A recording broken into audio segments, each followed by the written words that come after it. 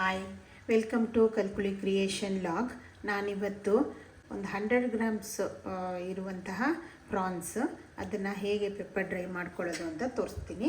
ಮೊದಲಿಗೆ ನಾನಿಲ್ಲಿ ಒಂದು ದಪ್ಪತಳದ ಪಾತ್ರೆಯನ್ನು ಸ್ಟವ್ ಆನ್ ಮಾಡಿಬಿಟ್ಟು ಬಿಸಿ ಆಗೋದಕ್ಕೆ ಇಟ್ಕೊಂಡಿದ್ದೀನಿ. ಇವಾಗ ಇದು ಪಾತ್ರೆ ಬಿಸಿಯಾಗಿದೆ. ನಾನಿಲ್ಲಿ ಮೊದಲಿಗೆ ಒಂದು ಸ್ವಲ್ಪ ಪ್ರಾನ್ಸ್ ಇರೋದ್ರಿಂದ ನಾನಿಲ್ಲಿ 1 ಟೀ ಸ್ಪೂನ್ ಆಗಷ್ಟು ಕೊಬ್ಬರಿ ಎಣ್ಣೆನ ಫಸ್ಟು ನಾನು ಬಾಣಲೆಗೆ ಹಾಕ್ಕೊಳ್ತಾ ಇದ್ದೀನಿ. ಜಾಸ್ತಿ ಇದ್ದರೆ ನೀವು ಜಾಸ್ತಿ ಕ್ವಾಂಟಿಟಿನ ತಗೊಳ್ಳಿ. ಇವಾಗ ಪ್ರಾನ್ಸ್ ನೋಡಿ ತುಂಬ ಚಿಕ್ಕ ಸೈಜಿಂದಿದೆ. ಇದು ನಾನು ಕ್ಲೀನ್ ಮಾಡಿಬಿಟ್ಟು ಇಟ್ಕೊಂಡಿದ್ದೀನಿ. ಇದು ತುಂಬ ಚಿಕ್ಕದಾಗಿರುವಂತಹ ಪ್ರಾನ್ಸ್ ನನಗೆ ಮಾರ್ಕೆಟಲ್ಲಿ ಸಿಕ್ಕಿದೆ. ಇದು ಜಸ್ಟ್ 100 ಗ್ರಾಮ್ಸ್ ಇದೆ. ನಾನಿವಾಗ ಇದನ್ನು ಹೇಗೆ ಮಾಡ್ಕೊಳ್ಳೋದು ಅಂತ ತೋರಿಸ್ತೀನಿ. ಇವಾಗ ಇದು ನೋಡಿ ಕೊಬ್ಬರಿ ಎಣ್ಣೆ ಬಿಸಿಯಾಗಿದೆ ಅಲ್ಲ, ಇದಕ್ಕೆ ಮೊದಲಿಗೆ ನಾನು ಇದು ಕ್ಲೀನ್ ಮಾಡ್ಕೊಂಡಿರುವ ಪ್ರಾನ್ಸ್ಗಳನ್ನು ಹಾಕ್ಕೊಳ್ತಾ ಇದ್ದೀನಿ. ನೀರೆಲ್ಲ ಕ್ಲೀನಾಗಿ ಡ್ರೈನ್ ಮಾಡಿಬಿಟ್ಟು ಇದನ್ನು ಹಾಕ್ಕೊಳ್ಳಿ. ಇವಾಗ ಇದಕ್ಕೆ ನಾನಿಲ್ಲಿ ಅರ್ಧ ಟೀ ಸ್ಪೂನ್ ಆಗಷ್ಟು ಅರಿಶಿನ ಪುಡಿನ ಇಟ್ಕೊಂಡಿದ್ದೀನಿ. ಇದನ್ನು ಸೇರಿಸ್ಕೊಳ್ತಾ ಇದ್ದೀನಿ. ನಂತರ ಇಲ್ಲಿ 1 ಟೀ ಸ್ಪೂನ್ ಆಗಷ್ಟು ಉಪ್ಪನ್ನು ಇಟ್ಕೊಂಡಿದ್ದೀನಿ. ಇದನ್ನು ಸಹ ಹಾಕ್ಕೊಳ್ತಾ ಇದ್ದೀನಿ. ಈಗ ಫಸ್ಟಿಗೆ ಅರಿಶಿನ ಪುಡಿ ಮತ್ತು ಉಪ್ಪನ್ನು ಮಾತ್ರ ಹಾಕ್ಕೊಂಡ್ಬಿಟ್ಟು ಇದನ್ನು ಚೆನ್ನಾಗಿ ಮಿಕ್ಸ್ ಮಾಡ್ಕೊಳ್ಳಿ. ಇದು ಫುಲ್ಲಾಗಿ ಓಪನ್ ಆಗಿಯೇ ಇದು ಫ್ರೈ ಆಗಲಿ. ಇದು ಕ್ಲೋಸ್ ಮಾಡಿದ್ರೆ ಸ್ವಲ್ಪ ನಿಮಗೆ ಸ್ಮೆಲ್ ಬರೋ ಚಾನ್ಸಸ್ ಇರುತ್ತೆ. ಸೊ ಇದನ್ನು ನೀವು ಓಪನ್ ಆಗಿಯೇ ಈ ರೀತಿ ಫ್ರೈ ಮಾಡ್ಕೊಳ್ಳಿ. ಇದು ಸ್ವಲ್ಪ ಕ್ವಾಂಟಿಟಿ ಕಮ್ಮಿ ಇರೋದ್ರಿಂದ ನಾನು ಮೀಡಿಯಮ್ ಟು ಲೋ ಅಲ್ಲಿ ನಾನು ಫ್ಲೇಮನ್ನು ಇಟ್ಕೊಂಡಿದ್ದೀನಿ. ನೀವು ಕ್ವಾಂಟಿಟಿ ಜಾಸ್ತಿ ಇದ್ದರೆ ಮೀಡಿಯಮಲ್ಲಿ ಇಟ್ಕೊಳ್ಬೋದು. ಇವಾಗ ಇದು ನೋಡಿ ಜಸ್ಟ್ ಒಂದು 2 ಮಿನಿಟ್ಸ್ ಆಗೋಷ್ಟೊತ್ತಿಗೆ ಇದು ವಾಟರ್ ಎಲ್ಲ ರಿಲೀಸ್ ಆಗುತ್ತೆ. ನೀವು ಎಷ್ಟೇ ಗಟ್ಟಿಯಾಗಿ ಹಿಂಡಿಬಿಟ್ಟು ತೆಗೆದ್ರೂ ಸಹ ಇದರಲ್ಲಿ ವಾಟರ್ ಕಂಟೆಂಟ್ ಇರುತ್ತೆ. ಅದೆಲ್ಲ ಒಂದ್ಸರಿ ಚೆನ್ನಾಗಿ ಬಿಸಿ ತಾಗಿದ ತಕ್ಷಣ ಬಿಟ್ಕೊಳ್ಳುತ್ತೆ. ಇವಾಗ ಇದನ್ನು ನೀವು ಮಧ್ಯ ಮಧ್ಯ ಕೈ ಆಡಿಸ್ತಾ ಇರಿ. ಜಸ್ಟ್ ಒಂದು 2 to 3 ಮಿನಿಟ್ಸು ಇದನ್ನು ಫ್ರೈ ಆಗೋದಕ್ಕೆ ಬಿಡಬೇಕು. ಇದು ನೀರೆಲ್ಲ ಸ್ವಲ್ಪ ಡ್ರೈ ಆಗಬೇಕು, ಅಲ್ಲಿ ತನಕ ನೀವು ಫ್ರೈ ಮಾಡಿ. ಇವಾಗ ನೋಡಿ ಜಸ್ಟು ಒಂದು 2 to 3 ಮಿನಿಟ್ಸ್ ಅಷ್ಟು ನಾವು ಇದನ್ನು ಇಲ್ಲಿ ಫ್ರೈ ಮಾಡಿದ್ದೀವಿ. ಇದು ಆಯಿಲೆಲ್ಲ ಕ್ಲೀನಾಗಿ ನೀರೆಲ್ಲ ಕ್ಲೀನಾಗಿ ಡ್ರೈ ಆಗಿಬಿಟ್ಟು ನೋಡಿ ಈ ರೀತಿ ಆಯಿಲು ಬಿಟ್ಕೊಳ್ಳೋದಕ್ಕೆ ಸ್ಟಾರ್ಟ್ ಆಗುತ್ತೆ. ಇವಾಗ ಇದನ್ನು ನೀವು ಬೇರೆ ಒಂದು ಪಾತ್ರೆಗೆ ಎಲ್ಲದನ್ನು ತಕ್ಕೊಂಡ್ಬಿಡಿ.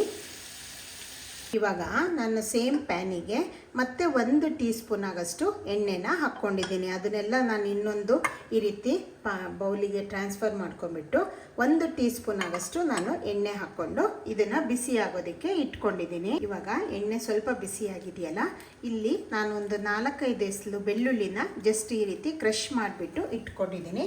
ಇದನ್ನು ಇದಕ್ಕೆ ಸೇರಿಸ್ಕೊಳ್ತಾ ಇದ್ದೀನಿ. ಬೆಳ್ಳುಳ್ಳಿನ ನೀವು ಬೇಕಿದ್ರೆ ಪೇಸ್ಟು ಮಾಡೋನು ಹಾಕ್ಬೋದು. ನಾನಾದರೆ ಸ್ವಲ್ಪ ಈ ಥರ ಕ್ರಷ್ ಆಗಿದ್ದರೆ ಚೆನ್ನಾಗಿರುತ್ತೆ ಅಂತ ಹೇಳ್ಬಿಟ್ಟು ನಾನು ಕ್ರಷ್ ಮಾಡಿಬಿಟ್ಟು ಹಾಕ್ತಾ ಇದ್ದೀನಿ. ಇವಾಗ ಇದು ಪೆಪ್ಪರ್ ಡ್ರೈ ಆಗಿರೋದ್ರಿಂದ ನಾನು ಮೊದಲಿಗೆ 1 ಟೀ ಸ್ಪೂನ್ ಆಗಷ್ಟು ನಾನು ಪೆಪ್ಪರ್ ಪೌಡ್ರನ್ನ ಹಾಕ್ಕೊಳ್ತಾ ಇದ್ದೀನಿ. ಇಲ್ಲಿ ಅದು ನೀವು ಖಾರ ನೋಡಿಬಿಟ್ಟು ಮತ್ತೆ ಬೇಕು ಅಂದರೆ ಅಡ್ಜಸ್ಟ್ ಮಾಡ್ಕೊಳ್ಬೋದು. ಆಮೇಲೆ ನಾನಿಲ್ಲಿ 2 ಹಸಿಮೆಣಸನ್ನ ಈ ರೀತಿ ಜಸ್ಟ್ ಸ್ಲಿಟ್ ಮಾಡಿಬಿಟ್ಟು ಹಾಕ್ಕೊಳ್ತಾ ಇದ್ದೀನಿ. ನೀವು ಖಾರ ಜಾಸ್ತಿ ಬೇಕು ಅಂದ್ರೂ ಜಾಸ್ತಿನೂ ಸಹ ಹಾಕ್ಕೊಳ್ಬೋದು. ನಂತರ ನಾನಿಲ್ಲಿ ಒಂದು ಅರ್ಧ ಟೀ ಸ್ಪೂನ್ ಆಗಷ್ಟು ಶುಂಠಿ ಪೇಸ್ಟನ್ನು ತೊಗೊಂಡಿದ್ದೀನಿ. ಶುಂಠಿ ಜಾಸ್ತಿ ಹಾಕ್ಕೊಳ್ಬೇಡಿ, ಯಾಕಂದರೆ ಅದು ಪ್ರಾನ್ಸು ಸ್ವಲ್ಪ ಹೀಟು ಅಂತ ಹೇಳ್ತಾರಲ್ಲ, ಹಾಗಾಗಿ ನಿಮಗೆ ಅದು ಜಾಸ್ತಿ ಆದರೆ ನಿಮ್ಮ ಬಾಡಿಗೆ ಹೀಟ್ ಆಗೋ ಚಾನ್ಸಸ್ ಇರುತ್ತೆ. ಸೊ ಹಾಗಾಗಿ ನೀವು ಶುಂಠಿನ ಸ್ವಲ್ಪ ಹಾಕ್ಕೊಂಡ್ರೆ ಸಾಕಾಗುತ್ತೆ. ಇವಾಗ ನಾನಿಲ್ಲಿ 1 ಟೀ ಸ್ಪೂನ್ ಆಗಷ್ಟು ಧನಿಯಾ ಪೌಡರನ್ನು ಇಟ್ಕೊಂಡಿದ್ದೀನಿ. ಇದನ್ನು ಸಹ ಇದಕ್ಕೆ ಆ್ಯಡ್ ಮಾಡ್ಕೊಳ್ತಾ ಇದ್ದೀನಿ. ಇವಾಗ ಇದೆಲ್ಲ ಹಾಕಿಬಿಟ್ಟು ಚೆನ್ನಾಗಿ ಮಿಕ್ಸ್ ಮಾಡಿ. ಈಗ ಲಾಸ್ಟಲ್ಲಿ ನಾನು ಒಂದು 8-10 ಎಸಳು ಕರಿಬೇವನ್ನು ಈ ರೀತಿ ಮುರಿದ್ಬಿಟ್ಟು ಇಟ್ಕೊಂಡಿದ್ದೀನಿ. ಇದನ್ನು ಸಹ ಇದಕ್ಕೆ ಸೇರಿಸ್ಕೊಳ್ತಾ ಇದ್ದೀನಿ. ಇವಾಗ ಇದು ಹಾಕಿಬಿಟ್ಟು ಜಸ್ಟು 1 ನಿಮಿಷ ಇದು ಮಾಡಿಬಿಟ್ಟು ಫ್ರೈ ಮಾಡಿಬಿಟ್ಟು ನಾವೇನು ಎತ್ತಿಟ್ಕೊಂಡಿದ್ದೀವಲ್ಲ ಪ್ರಾನ್ಸು, ಇದನ್ನು ಇದಕ್ಕೆ ಆ್ಯಡ್ ಮಾಡೋಣ. ಇದನ್ನು ಆ್ಯಡ್ ಮಾಡಿಬಿಟ್ಟು ಚೆನ್ನಾಗಿ ಮಿಕ್ಸ್ ಮಾಡಿ ಇದನ್ನು ಕ್ಲೀನಾಗಿ ಹಾಗೇನೇ ಒಂದ್ಸರಿ ಡ್ರೈ ಆಗಿ ನೀವು ಮಿಕ್ಸ್ ಮಾಡಿಬಿಡಿ. ಮಿಕ್ಸ್ ಮಾಡಿಬಿಟ್ಟು ಇದಕ್ಕೆ ನೀವು ನಂತರ ಇಲ್ಲಿ ಜಸ್ಟು 1-2 ಟೀ ಸ್ಪೂನ್ ಆಗಷ್ಟು ನಾನು ಇಲ್ಲಿ ನೀರನ್ನು ಹಾಕ್ಕೊಳ್ತಾ ಇದ್ದೀನಿ. ನೋಡಿ 1-2 ಟೀ ಸ್ಪೂನ್ ಆಗಷ್ಟು ನೀರನ್ನು ಇಲ್ಲಿ ಆ್ಯಡ್ ಮಾಡ್ತಾ ಇದ್ದೀನಿ. ನೀವು ಫ್ಲೇಮನ್ನು ಫುಲ್ಲು ಲೋ ಅಲ್ಲಿ ಇಟ್ಕೊಳ್ಬೇಕು. ಇವಾಗ ಇದನ್ನು ಮತ್ತೊಂದೆರಡು ನಿಮಿಷ ಈ ರೀತಿ ಫ್ರೈ ಮಾಡಬೇಕು. ನೀರು ಹಾಕಿದ ನಂತರ ನೀವು ಇದನ್ನೊಂದೆರಡು ನಿಮಿಷ ಹೀಗೆ ಅದು ಬಾಯ್ಲ್ ಆಗೋಕ್ಕೆ ಬಿಟ್ಟು ನೀವು ಉಪ್ಪು ಮತ್ತು ಖಾರನ ಇವಾಗ ಟೇಸ್ಟ್ ನೋಡ್ಕೊಳ್ಬೋದು. ನಿಮಗೆ ಖಾರ ಬೇಕು ಅಂದರೆ ಪೆಪ್ಪರು ಹಾಕ್ಕೊಂಡ್ರೂ ಆಗುತ್ತೆ, ಇಲ್ಲಾಂದರೆ ಗ್ರೀನ್ ಚಿಲ್ಲಿ ಹಾಕ್ಕೊಂಡ್ರೂ ಆಗುತ್ತೆ. ಉಪ್ಪು ಬೇಕು ಅಂದ್ರೂ ಸಹ ಹಾಕ್ಕೊಳ್ಬೋದು. ಇಲ್ಲಿ ನಾನು ಹುಳಿ ಇನ್ನೂ ಆ್ಯಡ್ ಮಾಡಿಲ್ಲ, ಅದು ಲಾಸ್ಟಲ್ಲಿ ಆ್ಯಡ್ ಮಾಡ್ತಾಯಿದ್ದೀನಿ. ಇವಾಗ ಉಪ್ಪು ಮತ್ತು ಖಾರ ಪರ್ಫೆಕ್ಟಾಗಿ ಆಗಿದೆ. ಇದು ಇನ್ನೂ ಸ್ವಲ್ಪ ಇವಾಗ ನೀರು ಇರೋದ್ರಿಂದ ನೀವು ನಿಮಗೆ ಈ ಗ್ರೇವಿ ಬೇಕು ಅನ್ನೋದಿದ್ದರೆ ನೀವು ಇಷ್ಟಕ್ಕೇ ಇದನ್ನು ಆಫ್ ಮಾಡ್ಕೊಳ್ಬೋದು. ಇಲ್ಲ ಇನ್ನೊಂದು ಸ್ವಲ್ಪ ಡ್ರೈ ಆಗಬೇಕು ಅಂದರೆ ನೀವು ಸ್ವಲ್ಪ ಡ್ರೈ ಮಾಡ್ಕೊಳ್ಬೋದು. ಇದು ಪ್ರಾನ್ಸು ಭಾರಿ ಬೇಗ ಬೇಯೋದ್ರಿಂದ ನಿಮಗೆ ಜಸ್ಟ್ ಒಂದು 5 to 8 ಮಿನಿಟ್ಸಲ್ಲಿ ಇದು ಆಗೋಗುತ್ತೆ. ಕ್ವಾಂಟಿಟಿ ಜಾಸ್ತಿ ಇದ್ದರೆ ನಿಮಗೆ ಸ್ವಲ್ಪ ಜಾಸ್ತಿ ಟೈಮನ್ನು ತಗೊಳ್ಳುತ್ತೆ. ಹಾಗೆ ನಾನು ಹಾಕುವಂಥ ಎಲ್ಲ ರೆಸಿಪಿಗಳು ನಿಮಗೆ ಇಷ್ಟ ಆಗುತ್ತೆ ಅಂತ ಭಾವಿಸ್ತೀನಿ. ಇಂತಹ ಕ್ವಿಕ್ ಮತ್ತು ಈಸಿ ರೆಸಿಪಿಗಳಿಗಾಗಿ ನನ್ನ ಕಲ್ಕುಳಿ ಕ್ರಿಯೇಷನ್ ಲಾಗ್ ಚಾನಲ್ ಏನಿದೆ ಇದನ್ನು ಸಬ್ಸ್ಕ್ರೈಬ್ ಮಾಡ್ಕೊಳ್ಳಿ, ಲೈಕ್, ಶೇರ್ ಆ್ಯಂಡ್ ಕಮೆಂಟ್ ಮಾಡಿ.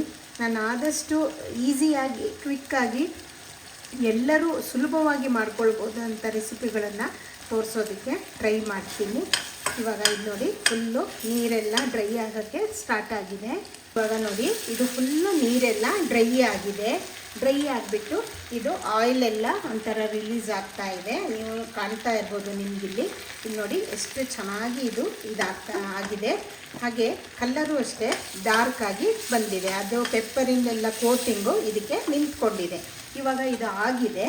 ನಾನು ಸ್ಟವ್ ಆಫ್ ಮಾಡ್ತಾ ಇದ್ದೀನಿ. ಸ್ಟವ್ ಆಫ್ ಮಾಡಿಬಿಟ್ಟು ನಾನಿಲ್ಲಿ ಒಂದು ಅರ್ಧ ಟೀ ಸ್ಪೂನ್ ಆಗಷ್ಟು ನಿಂಬೆ ರಸನ ಇದಕ್ಕೆ ಹಿಂಡ್ಕೊಳ್ತಾ ಇದ್ದೀನಿ. ಹುಳಿ ನೀವು ಕ್ವಾಂಟಿಟಿ ನೋಡ್ಕೊಂಡ್ಬಿಟ್ಟು ಆ್ಯಡ್ ಮಾಡ್ಕೊಳ್ಳಿ. ಇದು ಸ್ವಲ್ಪ ಇರೋದ್ರಿಂದ ನಾನು ಜಸ್ಟ್ ಒಂದು ಅರ್ಧ ಟೀ ಸ್ಪೂನ್ ಆಗಷ್ಟು ನಿಂಬೆ ರಸನ ಇದಕ್ಕೆ ಆ್ಯಡ್ ಮಾಡ್ತಾ ಇದ್ದೀನಿ. ಎಷ್ಟು ಚೆನ್ನಾಗಿ ಇದು ಕಲ್ಲರು ಎಲ್ಲ ಬಂದಿದೆ. ಹಾಗೆ ಕ್ವಿಕ್ಕಾಗಿನೂ ಆಗಿದೆ. ನೀವು ಬೇರೆ ಕಡೆ ಎಲ್ಲ ಇದು ಸ್ವಲ್ಪ ಏನಾದ್ರು ಕಲ್ಲರಿಂಗ್ ಏಜೆಂಟ್ ಎಲ್ಲ ಆ್ಯಡ್ ಮಾಡಿಬಿಟ್ಟು ಕಲರ್ ಬರೆಸ್ತಾರೆ. ಇದು ನ್ಯಾಚುರಲ್ ಆಗಿ ನಾವು ಮನೆಯಲ್ಲಿ ಮಾಡ್ಕೊಳ್ಬೋದು. ತುಂಬ ಈ ಚಳಿ ಮಳೆಗಾಲದ ಟೈಮಲ್ಲಿ ಇದನ್ನು ಮಾಡಿಕೊಂಡ್ರೆ ಬಿಸಿ ಬಿಸಿಯಾಗಿ ಖಾರವಾಗಿ ಚೆನ್ನಾಗಿರುತ್ತೆ. ಇದ್ರ ಜೊತೆಗೆ ಜಸ್ಟ್ ಒಂದು ರಸಮ್ ಇದ್ರೂ ಇಲ್ಲ ಮೊಸರನ್ನ ಇದ್ರೂ ಇದು ತುಂಬ ಚೆನ್ನಾಗಿ ಆಗುತ್ತೆ. ಇದನ್ನು ಮಾಡ್ಕೊಂಡ್ಬಿಟ್ಟು ಹೇಗನ್ನಿಸ್ತು ಅಂತ ನನಗೆ ಕಮೆಂಟ್ ಮಾಡಿ. ಇದು ತುಂಬ ಟೇಸ್ಟಿಯಾಗೂ ಬರುತ್ತೆ. ಆಮೇಲೆ ಜಸ್ಟ್ ವಿತಿನ್ 10 ಮಿನಿಟ್ಸ್ ಒಳಗೆ ಇದು ನಿಮಗೆ ಆಗುವಂತಹ, ಆಮೇಲೆ ಮನೆಯಲ್ಲೇ ಇರುವಂತಹ ಎಲ್ಲ ಇಂಗ್ರೀಡಿಯೆಂಟ್ಸು ಬಳಸ್ಕೊಂಡು ಮಾಡುವಂಥದ್ದು. ಇದಕ್ಕೆ ತುಂಬ ಏನು ಇಂಗ್ರೀಡಿಯೆಂಟ್ಸನ್ನು ನಾವು ಯೂಸ್ ಮಾಡಲ್ಲ. ಹಾಗೆ ಸುಲಭವಾಗಿ ಯಾರು ಬೇಕಾದರೂ ಮಾಡ್ಕೊಳ್ಬೋದು. ಇದನ್ನು ಟ್ರೈ ಮಾಡಿಬಿಟ್ಟು ಹೇಗನ್ನಿಸ್ತು ಅಂತ ನನಗೆ ಕಮೆಂಟ್ ಮಾಡಿ. Thank you.